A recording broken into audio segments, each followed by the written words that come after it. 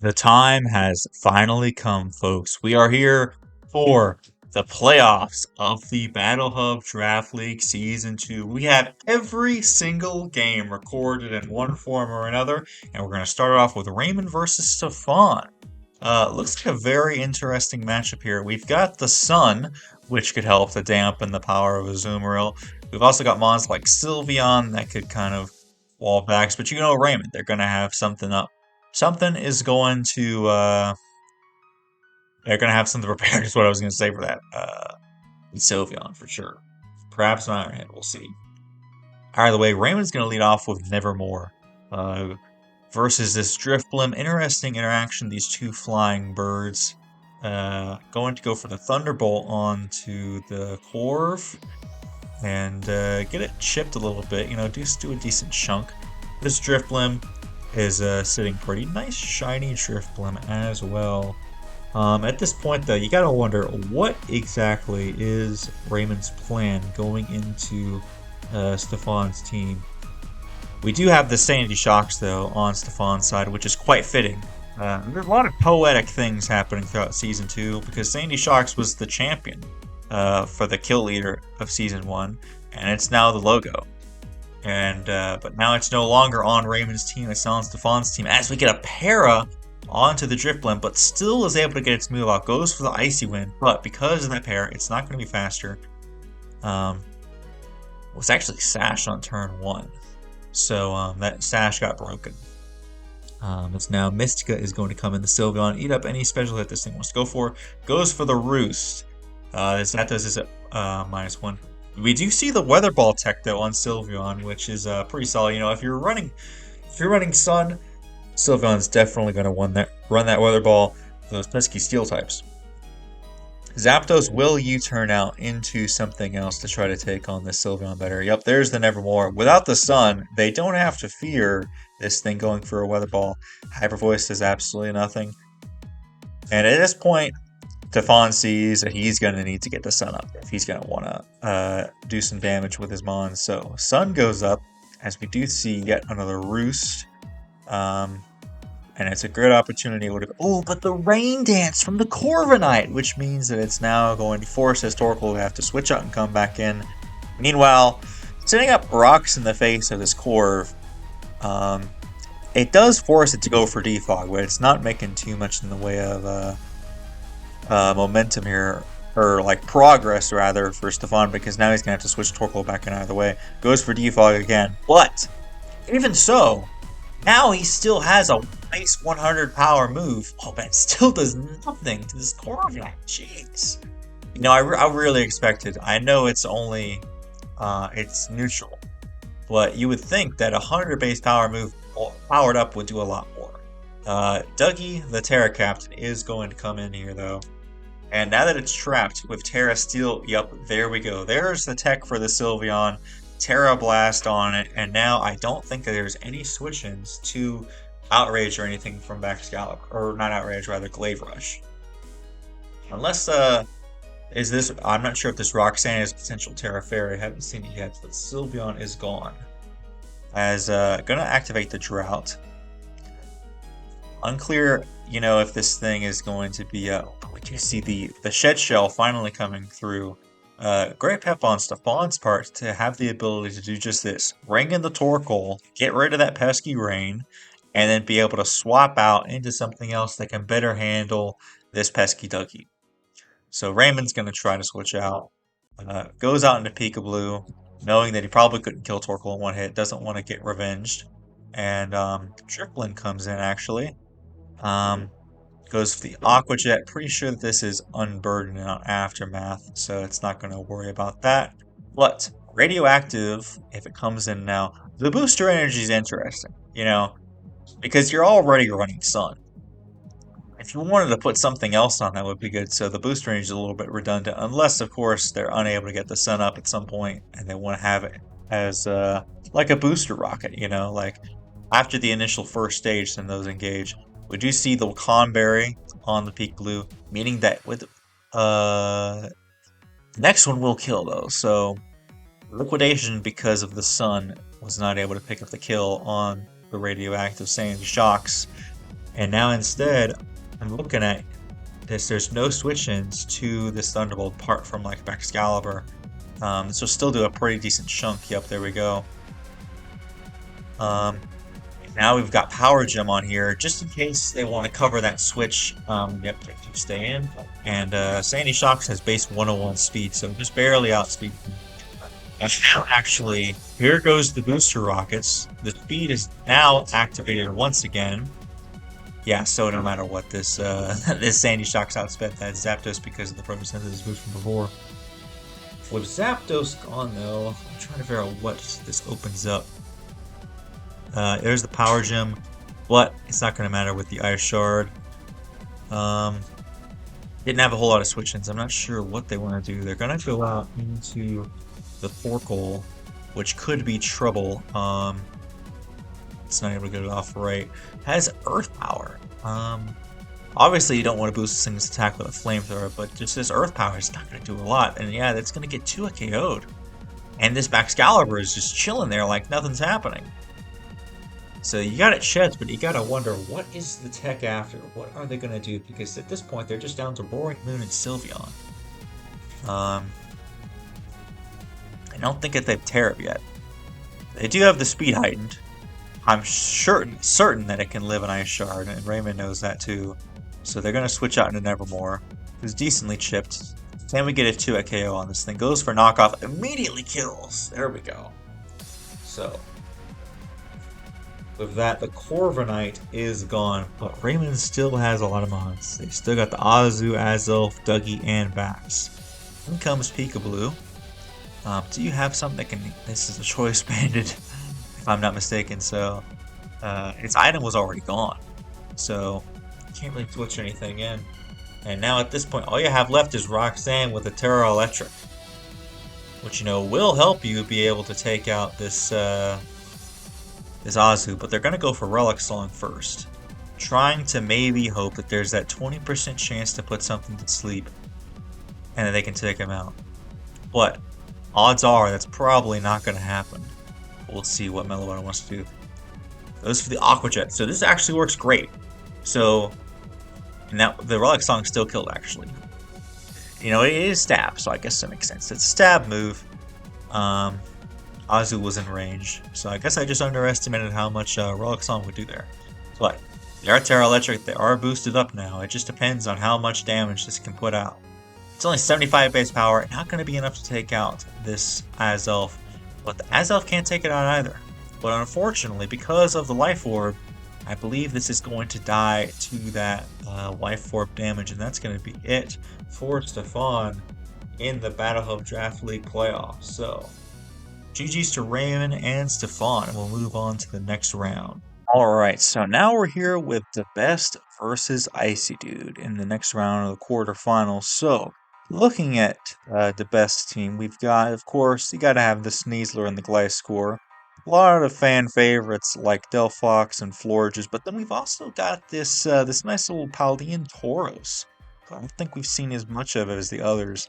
And of course, Fortress, we got to get these hazards up for stuff like the Chi-Yu, of course. So, happens here. We're going to lead Electrode, switch out versus this Gliscor, actually. I'm surprised. I feel like he couldn't have gotten off a decent hit, but they get the Toxic Orb activated. This thing goes for the knockoff. This Tinkaton is on a balloon and still keeps it intact. Gonna get those rocks up. You gotta get them up as quick as you can. Overheat does about 1,000,000 damage into this Florges and takes it out. This is their main switch in to this pesky Chi-Yu. But now that they can't do anything to this, this gives this bull an opportunity to get up a nice little substitute here, as now they're going to continue to bulk up. Although in the face of a Toxapex, I'm not quite sure what they're going to do. Their substitute continues to survive. They're going to go for an Earthquake. Can't even 2-hit KO at +1 though. This is a super defensive Pex as they continue to bulk up. This Haze and Recover set. This is why we have it on fast, folks. Because it does a little bit more. It does 48 that time, so maybe 44 was a low roll. Continues to keep bulking up. But the key thing to keep in mind is they're using up recovers. Meanwhile, this bull has plenty of energy PP to be able to keep going. But this Toxapex will eventually get whittled. And it can't really do much with the substitute. And this bull has leftovers. So really, the best is in a great situation here. Thank goodness this is being played on Showdown in retrospect, because otherwise this would take a very long time in game. Actually goes for Raging Bull, pretty interesting. They still have plenty of Earthquakes, more Earthquakes than they can ever hope to recover. So I feel like they should have gone for Earthquake there. They continue to go for Raging Bull actually. Maybe expecting a switch, but nothing really switches into Earthquake, though. Although maybe they're counting on this Tinkaton coming in, but either way they have their substitute up, so you can still go for the Raging Bull after to get rid of their sub. But Toxapex comes back in, continues to go for this Raging Bull. They really don't want to waste their Earthquakes, it would seem. But I guess they know they need it for Tinkaton and Chi-Yu, so they're saving them. They keep on bulking up. They have the substitute up. This time, Electrode's going to come in. I don't want to deal with it anymore, this darn bull. But look at all that nice big chip. 15% down as they send in Gliscor. Go back out into Fortress on the Mamo. They don't want to get hit by an Ice-type move. Now goes for an Earthquake, 38%. Goes for the Body Press, leaves it on 1%. And that Earthquake will do enough to now knock out the Fortress. So 2 of their walls are gone. But that thing was Life Orb, so it dies to its chip. Thunderbolt does a heck of a lot, and now one of their other offensive mons, the Electrode, is gone. Tinglu's going to come in, perhaps to get some hazards up. Some hazards would have been very nice for the Delphox. Knocks off the leftovers, so removes the recovery. Ruination does a heck of a lot, but with Protect and Toxic Orb, this Gliscor is going to be just fine. Comes back in with a balloon, and there's some nice spikes as we reveal the other hazard mon. Both of these teams have great access to hazards, but DaBest has been the only one using the hazards thus far. Goes for Gigaton Hammer, and Delphox cannot take it. It was too chipped. Gonna send in the Bull now. Goes for sub on the play rough. This does not look like too good. Does 61% and misses the key play rough. Oh my goodness! As now this Bull has an opportunity to. They actually go for the Raging Bull again. I'm kind of perplexed by that. Maybe they thought Tinglu was coming in for some reason. Goes for another cover. They've used up 4 of them at this point. Continues to go for EQ. That does 39. That gets it nice and chipped. The key defense dropped. Maybe a little bit making up for that play rough miss. They go for knockoff now to get rid of the Black Sludge recovery. That only does 40%. That's interesting. I would have expected a little bit more. That might have been a min-max roll there. Goes for Earthquake. Yeah, there we go. 43 does at least a little bit more. And then the Earthquake will take out the Toxapex. So, continues to heal up. This Chi-Yu, there's the hazards that we were expecting. As there's the Protect. Got to get what little recovery you can. The Bull's at 91%, so it in theory... Oh, they just let this thing go down. Okay, I guess at this point, Gliscor served its purpose, taking on Pex. But they still have something like the... well, you know, they can really chip by hazards, so at this point, we know that Tinkaton's faster here. Oh, never mind, JK, I guess I forgot about that this thing's actually faster. Tinglu takes a nice amount of chip from the hazards, goes to the super effective Raging Bull, even that only does 35, and Whirlwinds them out. Into the Sneasler, goes for the close combat, that's going to finish it off, and that should easily be able to dispatch this Chi-Yu as long as it's not scarfed this whole time. But I'm pretty sure, yep, there's the dig actually, wow, revealing the secret tech. So, DaBest gets the dub over Icy Dude. Very nice, GG. Alright, we have a rematch from Week 2 next. Emeraldminer versus Jack. Previously, in Week 2, we saw these two face off. Emeraldminer's brought basically the same team, just putting Swords Dance on Halucha. Meanwhile, Jack has included the Darkrai and Electros over the Furret and the Victory Bell. This will mean, however, that they don't have any hazard removal, which is never a very great idea when you're facing off against Emerald. They love to get their hazards up. So they're going to lead right off with this Frostlass here, and we all know what that means. They're going to try to get that spike up. Lead Electros, though. So very bulky mon in the face of this Frostlass. This Frostlass basically can't do anything. And this Electros usually carries coverage like Flamethrower for a thing like this. So probably expecting just to see much like a chess opening, you know, maybe like a Queen's Gambit, you could say, just like sacking off some material in exchange for a better position. We're going to get these hazards up. We do outspeed with the Frostlass. It gets a crit. Likely it didn't matter because it was going to get 2 KO'd either way, but had the Focus Sash. They're going to go for the Destiny Bond, actually. Try to take this thing out right away. If you can get rid of this bulky Electros, that would be good. But just Weavile sees that coming from a million miles away. He's going to now switch in the Drip Queen in order to not have to worry about the Destiny Bond. So now, unlike in previous generations, you can't just keep on spamming Destiny Bond, of course. So I'm going to decide to go for the second layer of spikes. Now, 2 layers isn't nearly as great or effective as 1 to 2 layers. But either way, Cursed Body is going to be come into play. So now Sludge Bomb is disabled on this Glow King. Going to get some more recovery back with the Black Sludge now, as sends in Canizaro, the Hoopa. And this Mon, we didn't get to see it in the Week 2 match. But this Mon is actually a mixed variant with knockoff Terra Dark. And you'll notice that this Glow King just got back up to 100%. But just Weavile assumes that they can live a hit from this thing and do a decent amount of return. But it actually goes for the knockoff and takes it out in 1 hit. So, opening up the way for Iron Valiant, it meant the Glow King is gone. 2 layers of spikes are up.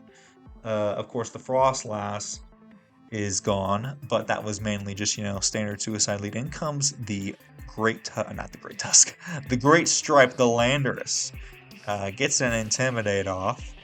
At this point, Hoopa does not have very great defenses, so you're going to want to switch something else in. Of course, nothing else really wants to take an Earthquake.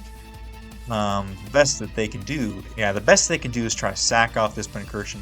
And as we can see, as strong as Emerald's team is in this match, they've got 2 Mons that have basically just been thrown away for a better position, but actually opt to not go for the Earthquake, instead deciding to go for the safe U-turn, bring something else in, sends in Hercules, gets chipped by those spikes, and reveals itself to be, in fact, Flame Orb with Guts.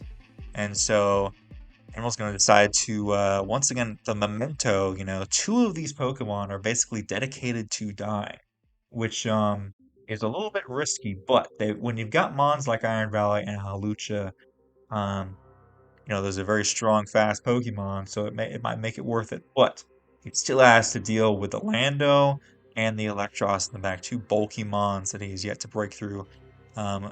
Terra normal, that's boosted Facade comes off, and we'll just immediately take out this Pincursion. They do have Terrain Extender, but their Terrain is on a timer. There's only so long that they can continue to use this, but Vacuum Wave probably is not going to be the play here. Heracross has a decent amount of death bulk, so probably won't take it out, but Hawlucha will easily be able to come in instead and be able to outspeed kill this thing with a close combat.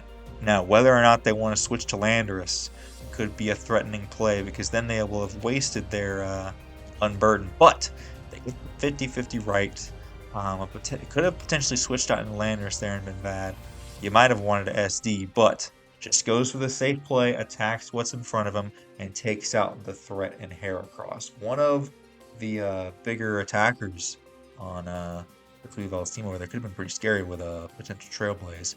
At -1, this Hawlucha is going to Sword Stance, get itself back up to +1, goes for the Stone Edge and manages to land, and does a decent chunk. Keep in mind, Hawlucha is at +1 defense, gets hit by the Rocky Helmet, goes for yet another Stone Edge, lives on 5, is able to go for 1 more Acrobatics and takes out the Lando. So, although the Landorus is gone, which is great, it did cost the Hawlucha, unfortunately. So we see a lot of Mons are being traded here, as now all that's left for Emerald and defensively is this Heatran, and all that they have left offensively kind of is the Iron Valiant, as they're going to send it in on this Electros. Of course, this thing is at full, and at close combat. They don't even have close combat, unfortunately. And a special move probably could take out this Iron Valiant. It's boosted by Terrain. Thunderbolt could easily take it out. They send in Tommy Tomato. Their Terrain kind of working against him here. Goes for the Volt Switch. Was able to eat it up quite manageably. That's a little bit of a tanky Heatran there. They send out Christmas, the Iron Bundle. Gonna get hit by both.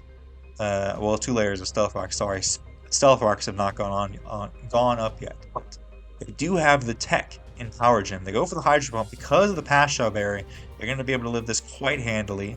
And then in return, they're going to go for the Power Gem and take out the Merry Christmas Iron Bundle. So that's one of the bigger offensive mons that's taken care of. You know, this Iron Bundle could have easily cleaned up at the end, but thankfully they had the tanky Heatran. But at this point, though, this Electros could be a problem. They're going to go for the Mango Storm. They do outspeed because Electros isn't that bulky. Thankfully, they land. If they didn't land, it could have been a little bit nasty. Goes for the close combat, though. And now this thing is fairly weakened because it's at -1 defenses.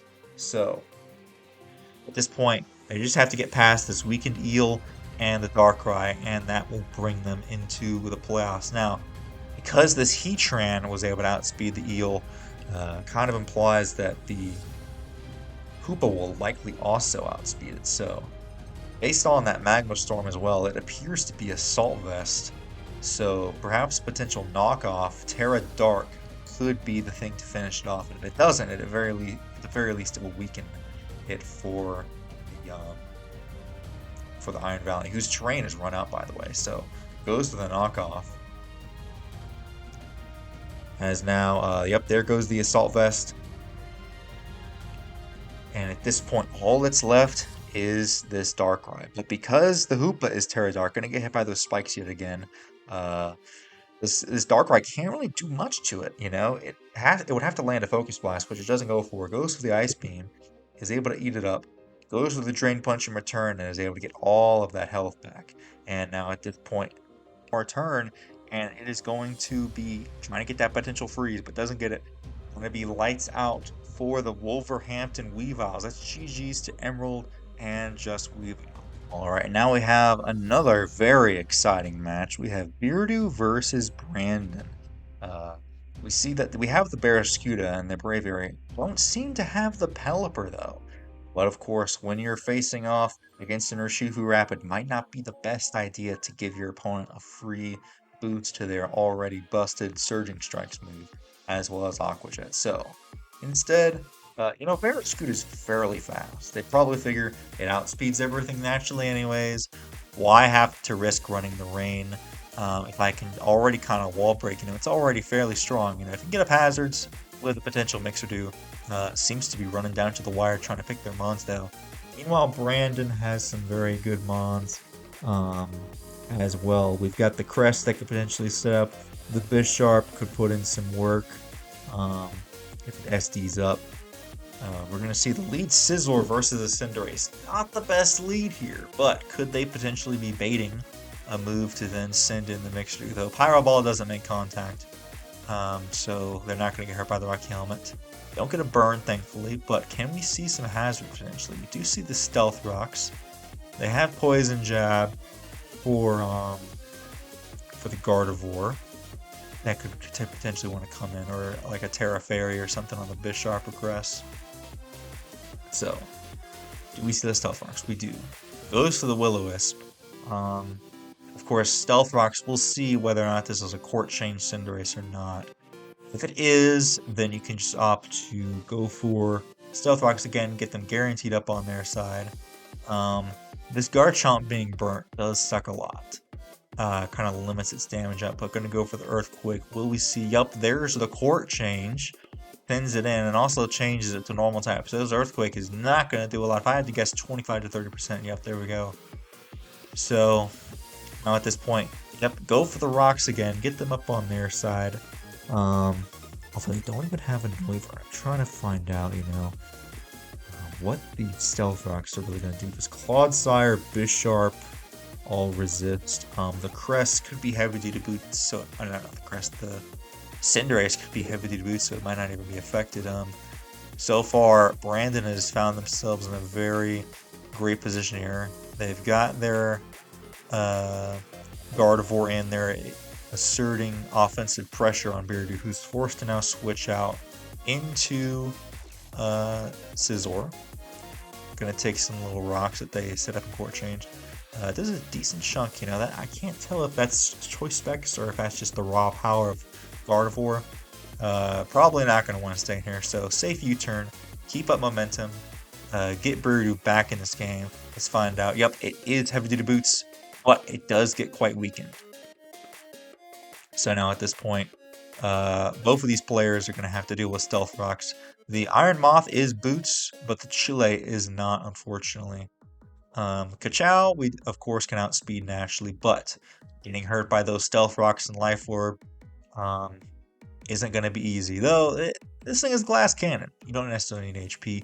Drill Run here for the potential Clodsire switch should do a fair chunk. Let's see what they end up going out into.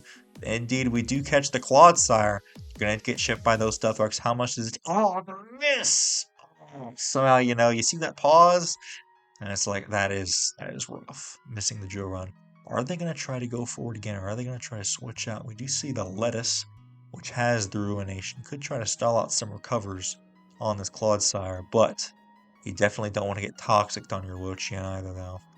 Are they going to double down again? Seems like they're kind of debating. Are they going to? Yep, they're going to go out on a Lettuce, keep this thing around, and we'll see what happens here now.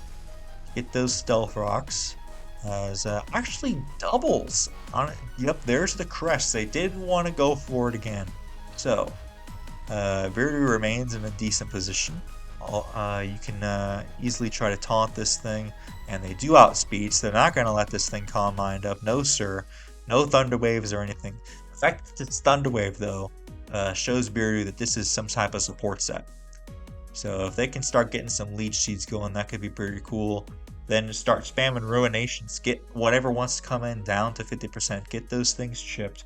That way you can come in with your Scizor or something like that, your Barraskewda, and take something out. So Pointed Stone Zig into Clodsire once again. So now this thing is seeded, so it's going to continue to take a chip after the Black Sludge, which is key, so no matter what, it's going to be chipped down. Now the question is whether or not you try to go for the Ruination here. You could also go for the Taunt, because if you go for the Taunt, then they can't recover up after you go for it. They switch out once again, not wanting to be held down by those pesky Leech Seeds. Taunt on the Cinderace, although now the Cinderace is once again exerting big offensive pressure. You could keep Lettuce nice and healthy, but at the same time, they do have the Terra Poisoning, which means they should be able to tank this quite handily. And if they can continue to chip down this Cinderace, it's already below 50, so Ruination's not going to be nearly as good.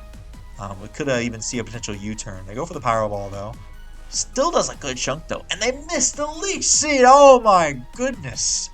They're missing the Drill Run into the Leech Seed.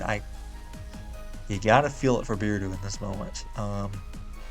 That Power Ball still did a lot, even with their, it's not the Vessel of Ruin, but the something, or the Tablets of Ruin, this is Famine, they've got the tablets. In comes Crest, you can't deny, though. These are getting chipped, this Crest is continuing to get chipped by rocks. I'm not sure what I am, if it's not Leftovers, and it's not Mental Herb, I'm not sure what this thing could be. Rocky Helmet, if I had to guess. If it, especially being a defensive set. I'm going to switch out the Iron Moth here. Go back out into Lettuce.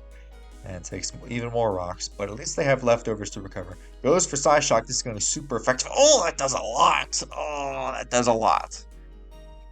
We do know that this Wochian outsped them, though. Could we see a potential Ruination? There's not a lot of switch-ins in this, and they could go Chili, but that's going to take rocks.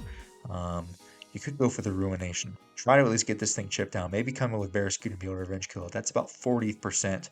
So Wochian is officially gone. I do believe that is the first blood in this battle finally. As now you got to find a way to deal with this Crest. Now, like I said, it seems like the only other item I can think of it being would be Rocky Helmet. It seems like they're debating whether or not they want to go out into Devora. Fiery Dance or Sludge Wave will both do a pretty decent chunk. Also, if you can get rid of those freaking heavy-duty boots on that darn Cinderace, it's dead in 2 turns with switch ends. Knockoff, I think Knockoff will do a lot, honestly. We'll find out what I am there right now. Though this Crest probably goes for Moonlight. I'm fairly certain that, well, it depends. whether or not this Scizor has any speed investment. Cresselia is decently fast, but if it's max HP, max defense, this Scizor probably outspeeds it. And yeah, seems like they're pretty afraid of it. They want to switch it out. In comes the Cinderace! So if it doesn't die to knockoff, it's going to die to hazard. So finally the Cinderace goes down. And you know, Cinderace going down is great for the Scizor, because that's one less way of Biradu being able to, or not Biradu, Brandon being able to deal with Biradu's Scizor, which, you know, is key for getting him into Gardevoir. In comes that pesky Urshifu, though. If this thing is Sash, it's broken now. So that's always good to know. Could be scary, though, if it's Punching Glove for a potential Rocky Helmet. Because then, you know, I have to imagine this thing will be Punching Glove and Protective Pads. When you're facing off against a Garchomp as Rocky Helmet, surely you gotta have something for that. If I was them, I would definitely choose to sack off this Garchomp here. It's already burnt, it's below half. You don't really have too many switch-ins to it, otherwise potentially go for Bullet Punch? Oh, I'm not too sure about this. This Scizor would have been great. They instead opt to go for Trailblaze here. Now, Trailblaze I don't think is protected by protective pads, but if they're by Punching Glove, sorry. If they were protective pads, it would protect them no matter what. Seems like now they're wondering whether or not to send a Mixerdo. This Bullet Punch is not really gonna. It's not doing a whole lot here. Now goes for the Surging Strikes, and that is easily going to be able to take out the Scizor from the range it's at. Scizor goes down, unfortunately. Would have been great to deal with a Gardevoir, but they probably suspected it would have been Protective Pads anyway. They didn't want to switch in Mixerdo, it would seem. They need something to take this thing out. This Urshifu is now at +1, so it outspeeds Devora. I'm not sure if it KOs Chile after Rocks. It probably does, but it's unclear right now. They're debating whether or not to send it in. They're going to opt to send in Chile now, as Chile comes in, takes some nice rocks. It does have Vacuum Wave, but that's definitely not going to kill this. This set will take a while to set up. They need that weakness policy to really pop it off, but it's already taken rocks, and it's not going to really take a super effective move now. We'll see, though, what they want to do. They can opt to go for Vacuum Wave. I don't think it's going to do that much to this Urshifu, unfortunately. It'd be cool if maybe it could live a hit from this Urshifu and then return. Urshifu's going to stand, goes for the Surging Strikes. It seems like it might have lived if it wasn't for those pesky rocks. You could have gotten off a Hurricane or a Psychic or anything just to knock this thing out. But unfortunately, because of the set that it is, this Urshifu is just going to continue to go in. They have gotten a chip, so now we'll ultimately find out whether or not this thing was Punching Glove or Protective Pads or something like that. And if it was not, then it goes for Ice Punch. Doesn't seem like it took any damage, so yeah, definitely Punching Glove most likely. Seeing as they have the punching moves. Pointed Stones dig in, and you have to just hope. Maybe this thing kills it now. Oh, but I keep forgetting this Urshifu's at +1. That's the problem. They need something that can live the hit. And everything has been shipped at this point, unfortunately. All that is left is this poor Iron Moth Devora. And it's not booster energy, so this Surging Strikes is easily going to take it out. And that is going to be GG's to Brandon and Biradu. Bit of a rough matchup there. This Urshifu kind of just went in versus their team once Wo-Chien was gone. It's going to be GG's to both. Alright, now here we are for the semifinals. We're no longer on Showdown for Desmos' side, but seems like pretty much the same team, except now they're bringing their good old Regidrago in for the battle over the Fortress. And we see the Focus Sash Urshifu return. We got the classic Scarf Guard, a Violite Bisharp, Clover Cloak on the Crest. Actually seems they want to avoid potential fake out or any other type of flinching shenanigans. Let's see what happens. This should be a great battle. We lead off with Spinny the Sneasler versus Cinderace the Great Friend. As it seems like they want to go hard out. They're not wanting the Cinderace to go down immediately.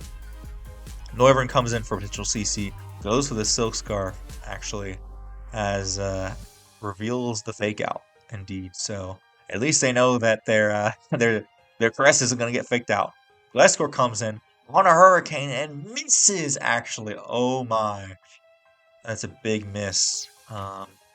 As now we're going to see what else is going to happen here. But, they do have this Urshifu. The Surging Strikes are going to do a heck of a lot to this thing. Sending it a hard in, considering its Focus Sash, though. I'm not too sure about that play, but it seems like they just wanted to get this thing set up. Facade doesn't do a heck of a lot. And now they've gotten a free SD off, it would seem, into the Granbull. Intimidate doesn't matter a whole lot in terms of Surging Strikes. Either way, though, they're +1 now. And then go for CC. How much does this do? This is about, this is a pretty good chunk, I can't even lie. Goes for Zen Headbutt and misses! Oh my, the double misses here. That Zen Headbutt, I have to win it. Surely this would kill this Urshifu from that range, so... We're getting hacks on both sides, unfortunately. You hate to see it, especially in the semifinals, but this is the game that we play as Tauros goes down there. And now we'll see what else is going to happen here.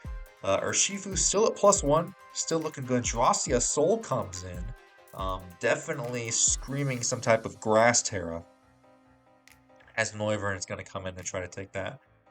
Could be a potential Scarf. We'll see. Yep, there's the Choice Scarf. As going to Terra here. Actually, Terra Fairy, that's great to cover both Noivern and Urshifu Rapid. Goes for the Dazzling Gleam. This should take out this Noivern. Yep, there it goes. So down goes Noivern.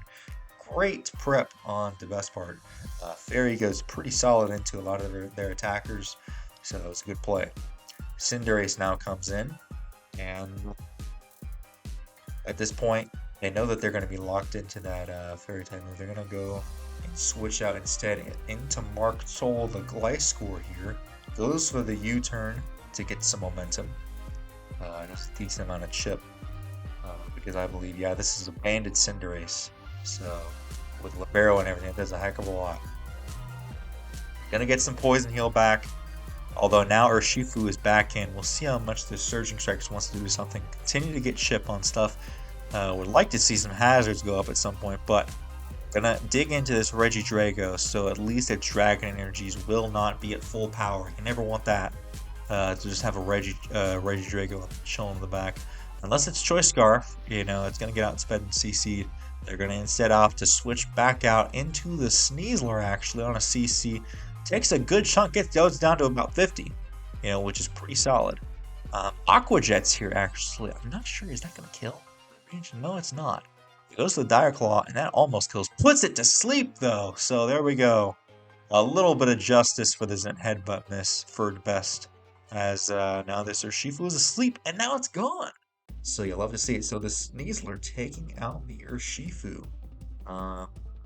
At this point, the best not looking too bad. Their Regidrago is chipped. This thing is chipped. The Bisharp comes in. And they're simply going to try to, I think they click Sucker Punch there. Go out into Mark Soul once again. As yep, there's the Sucker Punch. This set has been Facade so far, so I would assume maybe SD. Well, either way, this Bisharp's going to go for SD. I'm not sure if this Gliscor is SD Earthquake. This is the only other thing that can get up hazards, though, so I would have to assume this thing has some form of hazards. Actually going to go for the Taunt, though. And that's going to mean they can't SD, so great prep on... almost forfeits there. But they do have the Terra Water. I'm assuming now that the best has seen the Terra Water, they might be tempted to switch out here. Though they can probably take at least one or two of these Terra Blasts. It's only 80 base power. Yep, they're going to go for Facade, but it doesn't do a lot because of a Violet. Let's see how much this Terra Blast Water does. It does a heck of a lot, actually. It's only able to take one. It does about 75%, so the next one will kill them. In terms of switch-ins, they still have the Regidrago, but it's going to get chipped down. Actually continue to try to chip this thing down, so it doesn't look like there's going to be any form of hazard this game. Although, no, I don't think there's going to be anything. I don't think anything else can set anything up. So, neither side has to worry about hazards. Spinny comes back, and I want to say it's in range of Sucker, though, but you're gambling on a potential SD. Oh, yep. Goes to the Fake Out, gets this thing chipped, but they can continue to Sucker Punch. I'm not sure if they're going to... Oh, but the Quick Attack Tech, meaning that this thing can't just go for Sucker Punch.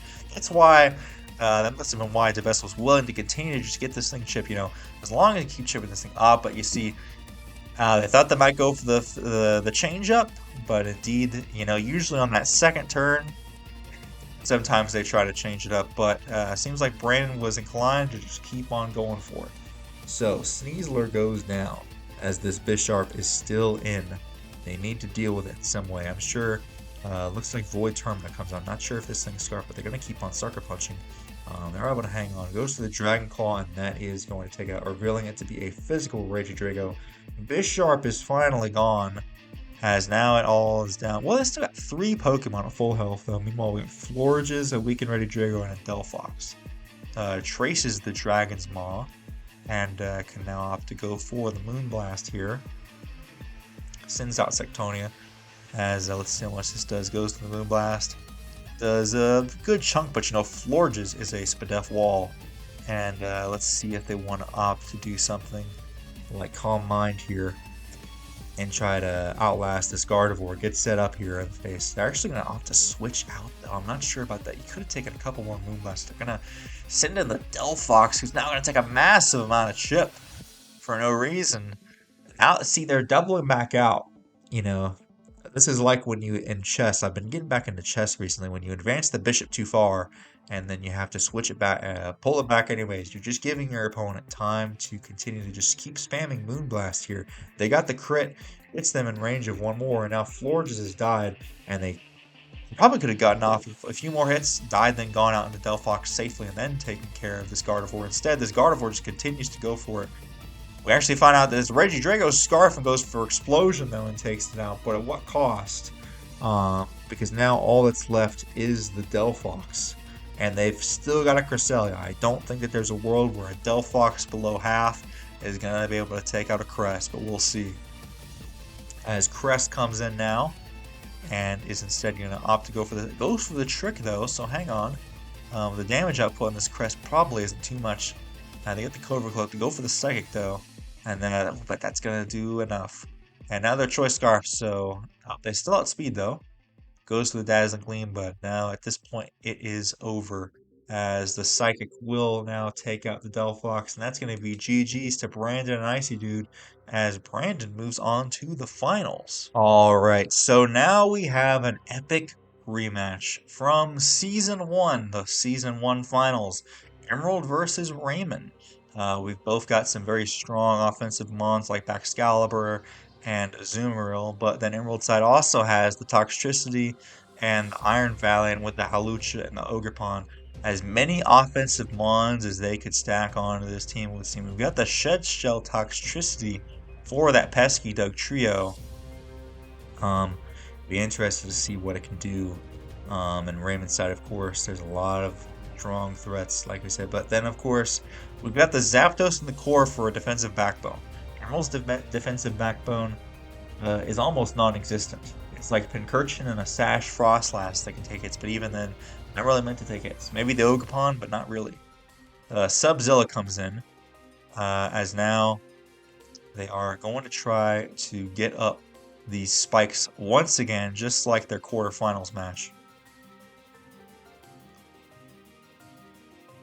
As although they might realize that this thing just goes for a Glade Rush. Yeah, they're going to go for the Ice Beam, actually. Opt to go for the Ice Beam because Spikes actually don't do very well into Raymon's team, unfortunately. They got the Zapdos and the Corv and the Azelf, all Levitators. And apart from that, it doesn't do a whole lot. So, getting this Baxcalibur weakened is probably better in the long run because if you can get it in range of a Vacuum Wave, then the odds of this thing being a threat to you are fairly low. If you can get the Iron Valley at +1 speed, then you Vacuum Wave it. Even if the Baxcalibur manages to DD once, you're going to be fine. But Frostlass does go down now. Raymon's sitting in a pretty decent position there. They've got Baxcalibur just chilling over there.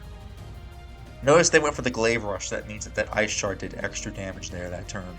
As now they're wondering what they want to send in to take this thing on.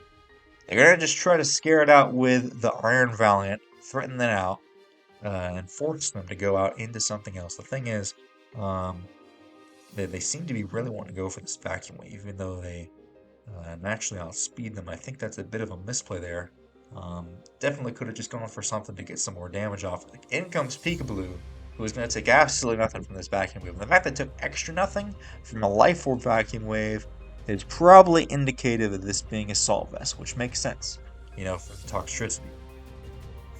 So at this point, this is not very good, as they're forced to switch out here. They seem to want to go into the Painted Lady, which is an okay switch, but they don't want to be caught lacking on a potential play rough because they need Painted Lady. It was one of their only kind of semi-bulky offensive attackers. They don't want it to be chipped. It seems like instead they're going to opt to send in Lieutenant Surge, and they can get up some hazards that way. So Lieutenant Surge comes in, gets up the electric terrain, as now we go for the knockoff. Surge, the terrain extender is gone. They're going to actually go for some T-Spikes here. Ice Spinner is going to get rid of that terrain, unfortunately. Great tech by Raymon, though, to get rid of that terrain. But that does now mean with the T-Spikes, they might be trying to lure in that Corviknight, and if they can get in Toxtricity versus it, then they can scare it out. So indeed, we're going to send in the core. For the fact that the terrain extender is gone means that the next time it comes in, it's only going to be 5 turns. So the Wombo combo of knockoff into Ice Spinner, great tech by Raymon. As now, depending what they want to do here, this Corv is very inclined to go for Defog. They don't want their backs or their Dougie getting poisoned. As now, Azua either. You don't want any of those things getting poisoned or chipped or anyway. So gonna opt to go for the Terra here. I was hoping for a potential Dougie, it would seem, switching in on an Overdrive, but that is not the case. The Corv has decided to stand. This actually has a Wakanberry, so they knew they could take any hit this thing wanted to go for. Goes for the Defog, and Evasion Falls gets rid of those T-Spikes. And now at this point, it's like, well, what am I going to do now? Am I going to stay and I'm going to switch, or what am I going to do? This Corv is at least a little bit chipped. They seem to want to go for it. They might be doubling down here, it would seem. Yep. Goes for the double down into the Terra Blast, as doesn't do a lot. U-turns out once again. And now the Toxtricity gets a little bit chipped. As now, it seems like, yep, there's the Kakaw. Easy switch into Zapdos. No longer resists the electric move. And there's not really any switch-ins either to a Volt Switch, it would seem. This Zapdos is looking quite good right about now. You'll want to wait to send in Lieutenant Surge until probably later when you are most going to try to use the turns of terrain, because you've only got one more chance to set it up in theory, assuming the next time you send it in it gets knocked out or something, and even then you only got 5 turns. So now at this point, let's see what they want to do here. Goes for the Volt Switch, switches Zapdos out, still manages to hang on though, and in comes Peekaboo. What's it going to go for in this case? Goes for a safe Boom Burst, and if it wasn't obvious already, that is clearly an Assault Vest Azumarill. Took nothing from that, as the Overdrive probably won't even kill. But this Toxtricity is also in range of Aqua Jet most likely, so could potentially want to go on Ogerpon here, an obvious Aqua Jet. But Raymon could predict that. We'll see. They're in a bit of a safe position though. You know, nothing wrong with just firing off an Aqua Jet. So they're gonna make the Ogerpon switch, try to bring something out, and by the way this is being played, and we can probably assume that this thing is going to be the Sap Sipper, which would also mean, though, especially based on that play rough damage, they can tell this is not a huge power Azumarill in any way. So at this point, you could go for the play rough. You're +2 now. Unfortunately, you can't get the speed boost because of Sap Sipper, but what you can try to do, you know, if this was a Mold Breaker Ogerpon, though, you could, but unfortunately, it is not. Going to go for the play rough. Takes out the Peekaboo, manages to land. So now Azumarill is out of play.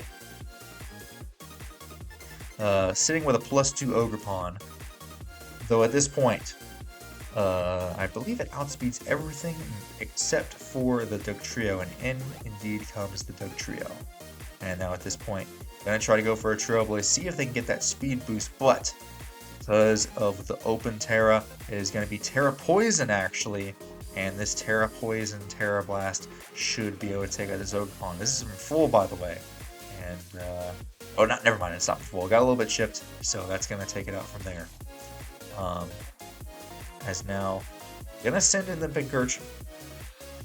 Now he can get up the terrain, and just in case this thing is Sash, which it actually turns out to be, gonna go for the Sucker Punch, get this thing nice and shipped. That way the next thing that they send in can take it out. But it's all in or nothing. They've gambled their entire play, their entire battle on this. They send in Iron Valiant. Um, assuming that this thing could potentially sweep the rest of their team. They have the terrain boosted Thunderbolt. They're no longer immune. They can go for this Thunderbolt, take out this Three Amigos, and down goes Dugtrio. Now at this point, in hindsight, a potential Hawlucha and getting bulked up might have been the safer play just to try to deal with that and save Radio for later.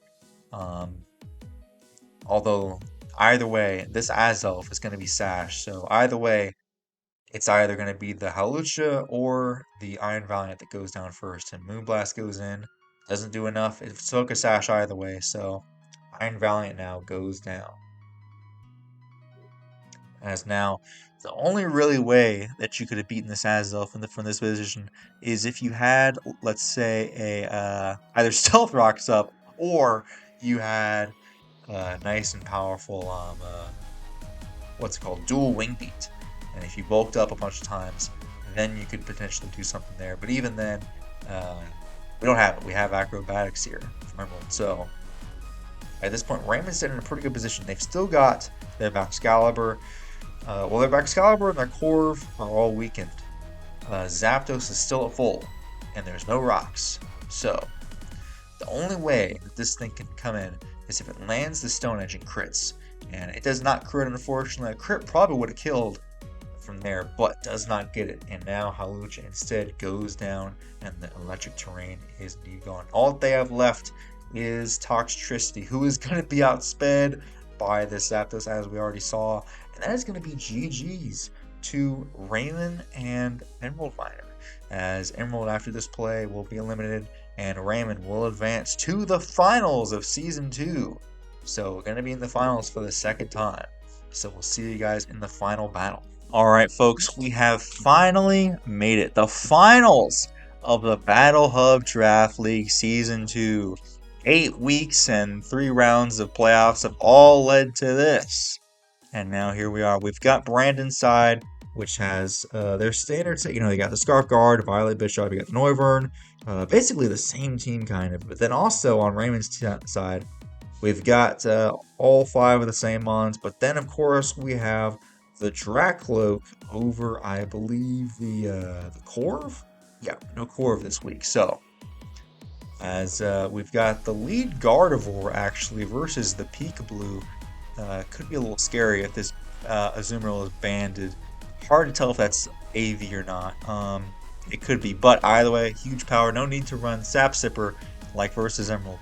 Now goes for the Aqua Jet, and that's safely going to take out. So it's not banded actually. It's just the raw power of Azumarill being able to tank that Moonblast. As now Urshifu comes in and could see the potential Thunder Punch here, but I'm not even sure if that's going to kill though. Not going to risk it though.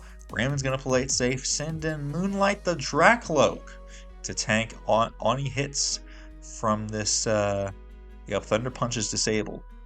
As now, of course, Surging Strikes is resisted, and they're immune to close combat. So, unless they have Ice Punch, which they don't, they're not going to be able to touch this Dracloak, unfortunately.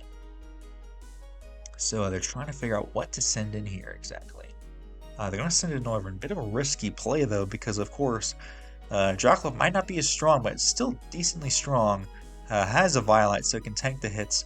Misses the Will-O-Wisp actually. We'll see if they can try to take him out with a potential Dragon Pulse, but I do believe that this is a Terra Captain for Raymond, so we could see a potential Terra maybe. We'll see though. We will see what Moonlight wants to do over there. A bit of a stare down here. They're going to go for U-turn. Safe play by Brandon. Good play. Trying to scout. See what it goes for. Switches out into Peekaboo. Could we see some potential hazards? Seen a lot of switch-ins and I haven't seen any hazards go up. I don't think anything on Brandon's side can really get out. They don't have the claw this week, so. Urshifu's going to come back in actually. Screaming. They've already seen Thunder Punch. They're just going to keep going for it. I'm not too sure about this. You know, it seems to invite back in the Dracloak. They're actually staying in. Wow. Okay, so Raymon actually stayed in with Azu and let it go down. So, big offensive mon that could threaten the Urshifu, but it is down pretty fast. So at this point now, what would Raymond want to do? They could send in the Zapdos. Zapdos seems like a pretty safe play. They could also send in Dougie, try to trap it. Azelf is also faster in this case. They know that it's not Scarf, I'm pretty sure. Or have they seen that it's not Scarf? I can't remember. Gonna opt to swap out here, it would seem. As they send in Cinderace. They don't want to get Will-O-Wisp, so instead they send this thing in. Now, if they wanted to, they could go for, Swords Dance here and then be immune to their attacks. So, I'm pretty sure Swords Dance would change it, yeah, because if Core Change can change it, surely that would too, and they should be faster, so. SD seems like a half-decent play, but then you have to remember that then they're gonna Will-O-Wisp you the turn after. So, things to think about, because I highly doubt even a +2 Iron Head is going to kill this Dracloak, and then you get burned after that.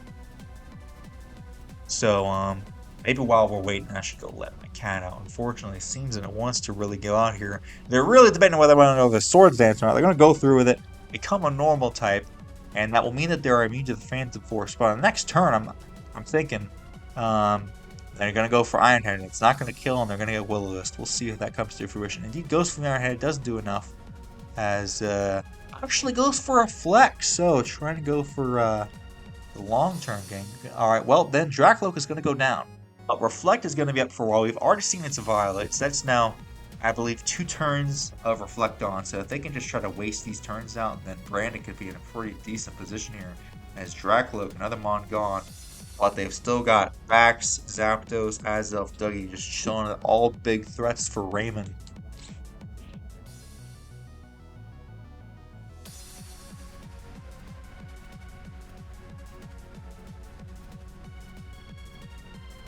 Alright, so we're in with Zapdos. We have +2 Cinderace, but behind Reflect, so it's basically neutral. As Zapdos, man, that's +2 Life Orb. It does have the Reflect up. And there's the Para. So now they're faster. You can opt to go for Quick Attack. Oh, that's right, though. The Cinderace is no longer, it's not Stab anymore, that's why. That's why it doesn't do nearly as much. I was going to say, +2, but I was thinking it was Stab Pyro Ball, but it's just regular Pyro Ball. The Stab Quick Attack, look how much that did. that did a lot. All things considered. That's the power of Stab. Goes for T-Bolt now, and then it's going to take it out. The Citrus, bringing this Zapdos up to about 50 or so. But we can't deny, Brandon's still got a lot of offense. I think that still even has the Sash on the Urshifu. As you can go for this Boom Burst real quick. Should do a pretty decent chunk. It's not behind. Don't have to worry about screens. But another Thunder Wave! Oh my goodness, is now the Reflect wears off. As actually have to go for the Dragon Balls is interesting. I'm wondering what they thought they were going to switch in. Seems to me like you can just keep on going for Boom Burst. Not really sure why they're going for Dragon Pulse over Boom Burst. I'm trying to think how much it does. Well, I guess taking Stab into account is it stronger maybe? Because let me calc this out. Keeps on going for Dragon Pulse. 90 times 1.5. Yeah, Boom Burst is still stronger. So I think they should be going for that personally, just do a little bit more. At the end of the day, I'm surprised that Noivern hasn't gotten paralyzed once. It just keeps on going for it. Keeps on going for Dragon Pulse. Are stalling out this Zapdos' Roost, which is nice, but finally seems to opt to want to go for Boom Burst. To do a little bit more damage at least. Zapdos back up to full, and now continues to get shipped by Boom Burst. And then gonna switch up back to the Dragon Pulse. Gets a crit now. Okay, so you know, after all the luck of breaking through paralysis, at least it did finally go down there. As now Noivern's gone, and one of the big offensive mons is gone. They do have the Terra Electric Bisharp. Got a lot of setup. You know, you got the SD Cinderace. You also got the SD Bisharp, you know, very nice. They've seen Thunder Wave, so they don't have to really worry about the potential Thunder Wave on this set because they're Terra Electric. So they're actually going to opt to switch out here immediately. Goes out into Sora the Azelf. Of course, Raymon's had a lot of sets with this thing to either Encore, Trick, who knows what it's going to do this week. But something for that pesky Cresselia. So opts to Swords Dance here. As reveals the Flame Orb. So that's the set. Trick Flame Orb. And obviously not wanting to get Flame Orbed on their Bisharp. They're going to instead switch in their crest. They want to keep their Eviolite. Instead goes for Encore. Yep. All types of tricks. Whatever it takes to shut this thing down. As now at this point, they don't want to get locked in either. They're going to go for Trick. Get the Flame Orb on that side. But at least that means that now it can't do that to Bisharp. So, although if they wanted to, I guess they could trick it back to themselves and then save it for later. At least you get this thing burnt. As now gets the Flame Orb activated. And then they're going to keep going for Thunderbolt. Finally get some rocks up, actually. As Azelf goes for rocks. Getting chipped a little bit. But because the leftovers got tricked, it's going to neutralize out the burn. As we'll see what this thing wants to do here. If at any time, though, this Crest wanted to, it could Lunar Blessing. Which will be able to heal up both of its things. But it doesn't want to get stuck, obviously. Raymon feels pretty safe at this point. Going to swap in the Zapdos now. If they wanted to, though, they could start Calm Minding. Although as soon as they see Calm Mind, then they can swap back into Azelf. If this Zapdos goes for a potential Volt Switch or swaps back into Azelf, it actually opts to go for the Roost. So, gonna get a little bit of a boosty boost here on this Cresselia here. This play now, you don't want them going hard back out into the other guy. So, yeah, it goes for the Psychic. Good play. Actually reveals Screens, which is kind of crazy here. Goes for the Psychic, so that's going to do even less now because that pesky Screen. So, Reflect on Draclo, Screens on the Zapdos. Gonna keep trying to go for it, though. We don't want him going into Azelf and then locking them into a play. Up there they go. So, gonna take some more chip from the Psychic. Although, because of the Screen, that does absolutely nothing. They do get a Spadef drop. Although they have to imagine that this Sora can't really do a whole lot to this Crest either, though. They are +1 Spadef now. If they wanted to, they could Lunar Blessing. They could just go for the Thunderbolt here. They're actually going to opt to Psychic. They probably knew they're going to... You knew the Encore was coming out either way. They didn't want him going for a +1 Thunderbolt now. As they are getting a chip, though. So if you can remove this Azelf from play, your Bisharp starts to look a whole lot better. Looks much better. Though you must keep in mind, the Terra Electric is not the best in the face of a thick trio, of course. So they keep going for it. Insensib Subzilla, actually, now. Goes for the Psychic. Should do a decent chunk even through the screens. Are these screens finally gone, perhaps? I would hope. They're going to check it. Thank you for checking how many turns. Yeah, we got one more turn. I'm going to go for the Psychic again. As long as it wasn't likely. I don't think it's likely, though. Goes for a DD. That's fairly scary. I can't even lie to you. Pretty darn scary. As it goes to the Psychic now behind the screens. +1 Glaive Rush should easily take this thing out. Encore finally ends. Light Screen's gone. As you go for it one more time. Try to live a Glaive Rush, but you're probably not going to. Yep. Not even Crest. You know, once it's a +1 back versus a half HP Crest. At this point, they do have the Violite Bisharp. Pretty solid defenses. It's at full HP. Fairly certain you could take at least one. You could probably even try to go for Iron Head. Try to play around the Sucker Punch. Maybe Raymon gets greedy and decides to go for a DD on a Sucker Punch, but instead you counter with Iron Head and it's gone. But Raymon could also see that coming and decide just to attack. But I honestly don't think Glaive Rush can kill from here, considering this is a Violite Bisharp. But after the rocks, maybe it can. I don't know. We'll see. We'll see. After that Glaive Rush, Sucker Punch would easily kill. It all comes down to this 50-50 here. You know, what is going to happen here? Although you gotta keep in mind, they've still got Zapdos, Azelf. Well, Azelf's pretty weakened, and Dugtrio in the back, so we'll see what they want to do. Brandon's really trying to think this out. Yep, Ironhead's safest play, goes for the Glaive Rush, and Indeed is able to live. You don't want to let this back try to get up any more HP, so yeah. Raymon, I think, made the best play, getting as much chip on this thing as they could. Yeah, it's all down to those 50-50s, but either way, Ironhead was the safest play, um, because otherwise you could potentially get stalled out of sucker punches, or you could just lose flat out on the spot. So Brandon went for the play that would guarantee that backs would be gone. 3 Amagos is in though, and I think that if this thing has sucker punch, they could just take out the Bishart before it even has a chance to act. As yep, there's the Terra Fairy now. As goes for the sucker punch though, does a heck of a lot though. You can't even lie. As there's the Terra Blast, as that will easily be able to take this thing out. Now it is all down to Urshifu versus the world. As it is Sash though, so perhaps it could do something. You have to imagine though, based on how much that sucker punch did, how much will. Ooh, but Sash is broken with those pesky rocks.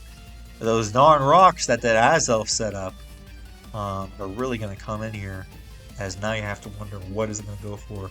You have to go for Aqua Jet at this point. There's no other play. You have to try to go for it. Try to crit maybe. Lives on however much with that fake Focus Sash over there. But it is able to hang on though. So either way now, you just keep on Aqua Jetting and hope that they don't have Sucker. They're going to swap out though. They're going to sack off Sora. Should be dead to an Aqua Jet from there. It goes down. So Azelf goes down. Excalibur's gone. It's all down to Zapdos and Dougie. And I believe Zapdos should be outsped naturally, actually. But look at all that HP that it's at. You know, some Stealth Rocks will be really good. I'm not sure if they're boots. They might be. Goes for Surging Strikes. Goes for the Thunderbolt, though. Never mind. Why did I think of outspeed naturally? No, Zapdos outspeeds Urshifu. My bad. I was thinking maybe it was defensive Zapdos, but either way though, gang, that is going to be GG's amazing season of the Battle Hub Draft League. That is the of Season 2. Every single playoffs match, as Raymond was crowned champion for the second time. The Pokemon Scholar and VIOLA has been crowned. And now we will see you guys for the Season 3 recaps. We'll see you guys then.